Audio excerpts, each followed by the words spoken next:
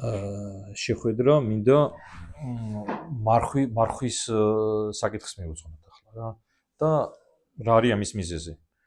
რაღაც გარკვეული პერიოდის წინ ინტერნეტ სივრცეში მარხვასთან დაკავშირებით რაღაცა ასთა სხვადასხვაობა იყო. გარკვეულ წილად შეიძლება დაპირისპირებაც კი გამოიწვია და მოკლედ მინდა რომ მარხვის შესახებ ვისაუბრო, იმიტომ რომ მნიშვნელოვანია ეს ქრისტიანის ცხოვრებაში.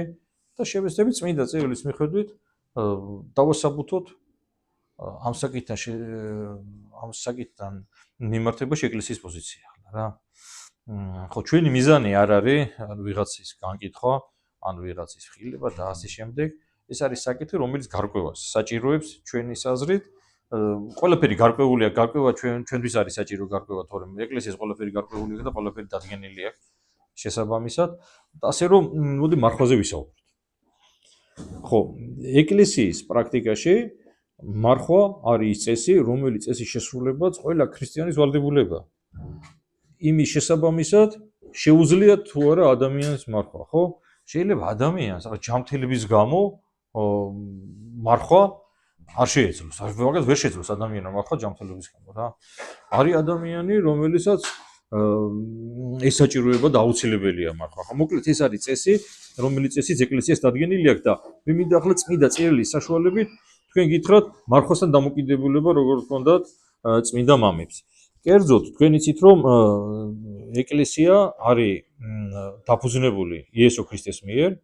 ჩვენ ვიცით რომ მაცხოვრის მოსვლამდე სამყაროში იყო მხოლოდ და მხოლოდ ერთი ერი, რომელიც ღმერთს ერთგულებდა, ამ ერს ერქვა ებრაელები. ჩვენ ყველამ ვიცით და იმისთვის რომ ღმერთთან კავშირი დაემყარებია, ებრაელთა ერის წინამძღოლი მოსე ავიდა სინას მთაზე და იმისთვის რომ მიიღო ღვთისმცნებები, მოდი ახლა ციტატას წაგიკითხავთ ახლა წმინდა წერილიდან, გამოსვლათა წიგნის 34 თავის 22 მუხლში წერია რომ ანუ ავიდა სინას მთაზე მოსე და დარჩა უფალთან 40 დღეს და 40 ღამეს. პური არ უჭამია, წყალი არ შეუსვამს, დაწერა ფიქალებზე აღთქმის სიტყვები, 10 სიტყვა. ანუ იმისთვის რომ მოსეს მიიღო ღვთისგან ცნებები, წინასწარ 40 დღე და ღამე იმართულა, არც საჭმელი უჭამია და წყალიც არ დაულებია. ანუ იმისთვის რომ ღმერთთან ურთიერთობა დაემყარებია და ღვთისნება გაიგო, მოსემ მოკლედ ასე მოიქცა.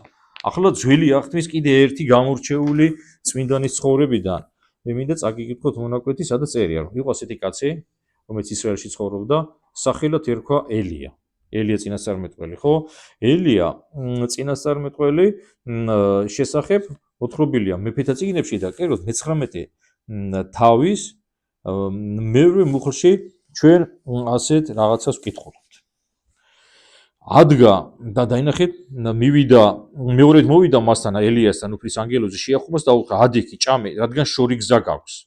ადგა ჭამა დალია ამ საჭმელით მოძლიერებულმა 40 დღე და 40 ღამე იარა ღვთისმთამდე სწორებამდე. ანუ ფაქტიურად ელიამ იმისთვის რომ გაეგო ღვთისნება, ელია წინასწარმეტყველის ცხოვრება ძალიან საინტერესოა. ჩვენ ვიცით რომ ის დაუპირისპირდა მეფე აქაბს, მის ცოლს იეზაბელს და იმისთვის რომ ღვთისნება გაეგო 40 დღე მოკლედ იმარხულაო, ასე წერია წმინდა წერილში. და კიდევ ერთი ძველახთმისეული ისტორია მინდა ახლა წაგიკითხოთ და ეს ისტორია არის მოთხრობილი იონა წინასწარმეტყველის წიგნში. იონას ღმერთმა უბრძანა, რომ წასულიყო უდიდეს ქალაქს ნინევიაში, სადაც ცხოვრობდნენ წარმართები და ღმერთმა უთხრა იონას, რომ თუ ესე იგი გააფრთხილენ ნინეველები, თუ არის ჩავარდებიან სინანულში, მე ამ ქალაქს გავანადგურებ და რასაკეთებენ ახლა ნინეველები. იონა წინასწარმეტყველის წიგნი სულ 4 თავისგან შედგება. მესამე თავში ასეთი სიტყვები წერია, რომ იონამ ერთი დღე ქალაქში ქადაგებდა და ამბობდა კიდევ 40 დღე და დაიქცევა ნინევე. ანუ იონამ გააფრთხილდა ნინეველები, რომ 40 დღე დარჩაო. თუ არ იქნებითო სინანულში, ქანაკ განადგურდებაო, რა გააკეთეს ნინეველები? ჩავარდნენ სინანულში და ამ 40 დღის ბოლო 3 დღე ისე მკაცრად იმარხულეს, რომ თვითონ საჭმელი და საწმელი ხო არ უჭამიათ, არ დაულებიათ წყალი. ცხოველებსაც კი არ აჭამეს. და ანუ სინანულის დრო 40 დღის შემდეგ ღმერთმა აპატია ნინეველებს და ეს ქალაქი იმ მომენტში არ გაანადგურა. ანუ იმისთვის რომ გადარჩენილიყვნენ მათ იმარხულეს. ანუ მარხვა ძველი აღთქმის ეკლესიაში აი ესეთი წესი იყო. კარგი, ახლა შეიძლება ვიღაცამ თქვას, რომ ეს ხო ძველი აღთქმის ეკლესია, მაგრამ მათ შეიძლება უპასუხოთ, ძველი აღთქმის ეკლესია რაღაც სხვა კი არ იყო, ეგ სხვა ღმერთი კი არ მოქმედებდა. ღმერთი, რომელიც იყო ღმერთი, ძველ აღთქმაში იგივე ღმერთია ახლაც რა.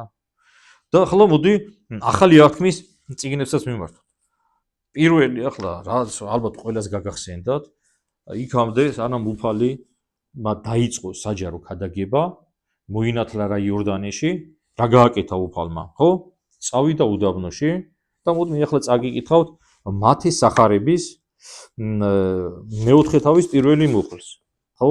პირველ მეორე მუხლს. ხოლო იმ დღეებში მოვიდა იოანე, ბოდიში, მაშინ იესო აყვანილ იქნა უდაბნო ცულისაგან, ეშმაკისაგან საცდუნებლად. ეს ახალ ქართული ის არის ტექსტი არის, ახლა არ აქვს ასეთ მნიშვნელობა. უბრალოდ ძველ აღთქმის ბიბლიის წიგნია, ძველ ქართულად დაწერილი არა გვაქვს რა სამწუხაროდ და რა გააკეთა უფალმა? იმარხულა 40 დღე და 40 ღამე და ბოლოს მოშინდა. ანუ მაცხოვარმა სანამ დაიწყებდა საჯარო ქადაგებას 40 დღე იმარხულა. αλλά შეიძლება ვიღაცა მავანმა გითხრას ეს მაცხოვარმა გააკეთა, ჩვენ რაში ვეხება ახლა. ამასაც უპასუხოთ ახლა წმინდა წერილიდან. წმინდა წერილში მოდი ახლა წავიკითხოთ მათეს სახარების მე-9 თავის მე-15 მუხლი ახლა რა. ბოდიში. აი ეს. ანუ აქ რაზეა საუბარი? რომ მაცხოვართან მივიდნენ და უთხრეს რომ შენი მოციქულებიო არ მარხულობენო რა. ხო და უფალმა ამაზე როგორი პასუხი გაცა? ხოლო იესო მიუგო და თქვა მათ, განა შეიძლება წუხდნენ მქრწილენი, ვიდრე მათთან არის სიძე. მოვა დრო, როდესაც სიძე აღარ იყოლებდა, მაშინ იმარხულებდნენ. ვის სიძეზეა საუბარი? ანუ მაცხოვარმა უთხრა, სანამ მე ვარ მათთან, მათ არ ჭირდებათ მარხვა, მაგრამ მე მათთან როგორ ვიქნები, მაშინ დაიწყებენ მარხვას. აქ თავის ჯვარცმაზე და აღდგომაზე ველოდება. ანუ ჯვარცმის და აღდგომის შემდეგ, როდესაც დაახსნა ახალი ახლის ეკლესია, ქრისტიანებმა უნდა ვიმარხულოთ. და კიდევ ერთი მნიშვნელოვანი სიტყვები, რომლითაც უფალმა მიმართა მოციქულებს, როდესაც მასთან მიიყვანეს ეშმაკეული ადამიანი, რომლისგანაც მათ ბოროტი სული ვერ განდევნესო, ხო? და ამასთან დაკავშირებით ჩვენ მათეს სახარების მე-17 თავში კითხულობთ. რას რომ ესე იგი 21 მუხლში მაცხოვარი ეუბნება მოციქულებს, რომ ბოროტი სულიო განიდევნება ადამიანისგან მხოლოდ ლოცვით და მარხვით. ბოროტი სული ყველა ჩვენთაგანს ებრძვის და შესაბამისად ჩვენ იმისთვის რომ ბოროტი სულისგან დავიხსნათ, ეს რა თქმა უნდა ღვთისშეწევნით ხდება, მაგრამ ამისთვის საჭიროა ლოცვა და მარხვა. ნახოთ ძველი აღთქმის, ახალი აღთქმის მაგალითებით ჩვენ ვწმუნდებით, რომ იმისთვის რომ ადამიანი სათნო იყოს უფალს, აუცილებელია შეასრულოს ის წესი და მოიქცეს ისე, როგორც უფალმა ჩვენ დაგვიბარა. უფალმა თავისი მაგალითით მოგცა ჩვენ დავალება თუ როგორ უნდა ვიცხოვროთ ქრისტიანულად და ერთ-ერთი შემადგენელი ქრისტიანული ცხოვრებისა სწორედ მარხვა არის ახლა რა.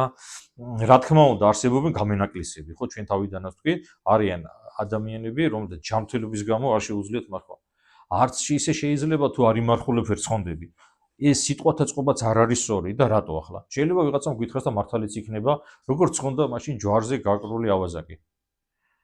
ის არასწორად ცხოვრობდა, მაგრამ მისი სინამდვილე ფორმა შეიწყალა. ანუ ის მონანული იყო, ხო?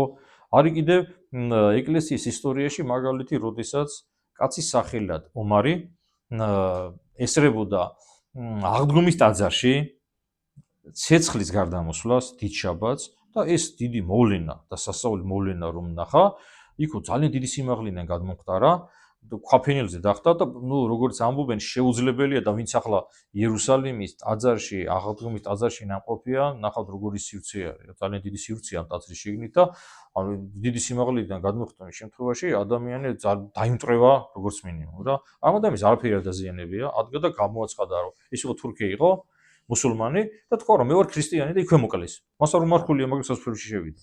ან რა თქმა უნდა არის გამონაკლისები, თუ ადამიანს კიდევ ჯანმრთელობა პრობლემა აქვს, შეუძლია მან სახსინო საკვები მიიღოს, მაგალითად პირდაპირ ეკლესიის კანონებში, რომ თუ ხალი ფეხმძიმეა ადამიანი ჯარშია, ადამიანი საპრობილეშია, როცა არ არის მასე დამოკიდებული, მაგალითად საპრობილეში ყოფ ადამიანზე რა ჭამოს და რას ვას, ხო მასე არ არის დამოკიდებული, აქედან გამომდინარე ეკლესია უშვებს ხოლმე, შეღავათებს. მაგალითად მღვდელს აქვს უფლება რომ შეუმსუბუქოს ადამიანს მარხვა, მაგრამ აქვე უნდა აღინიშნოს რომ თუ ადამიანი შეუმსუბუქდება მარხვა ის სამაგიეროდ უნდა გააძლიეროს ლოცვა ხო ას ლოცვით კანონი უნდა მოუმატოს და ასე შემდეგ რა ასე რომ ბოლოს შევაჯამოთ ბასილი დიდის სიტყვებით დავასრულოთ მინდა დღევანდელი ჩვენი საუბარი ბასილი დიდის ასეთი სიტყვები აქვს ნათქვამი რომ ადამმა და ევამო დაკარგესო 64 იმის გამო რომ იქ მარხვა დაარღვიესო ხო რა მარხვა დაარღვიეს როდესაც უფლისგან დაწესებული აკრძალული ხისნაყოფი მიიღეს ამიტომ ჩვენ თუ გვინდა და ყველას უნდა გვინდოდეს დაკარგული ედემის ბაღის დაბრუნება ისე ვიმარხულოთო და ღმერთმა მოგცეს ძალა მარხვის ლოცვის და ეკლესიასთან ერთობის და ღმერთთან ერთობის ასე რომ მოკლედ ღმერთმა დაგვიცო და გაგაძლიერეთ რა ხო ახლა